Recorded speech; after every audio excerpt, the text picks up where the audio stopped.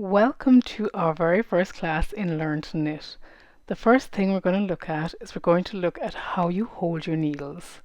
And there are two main ways of doing it, and then there's a combination. So these are straight needles, and we'll talk about needle types at a different point. So the first thing is to get comfortable with these. So there's two different ways that I'd like to think of. Holding them from above, so where you're keeping the weight of the yarn on your fingertips. There's then holding them both from below, more like pencils. And then there is another changed version of it where you can hold one above and one below. And that's the method I use. It takes a bit of practice, and it's something that you want to get confident with doing.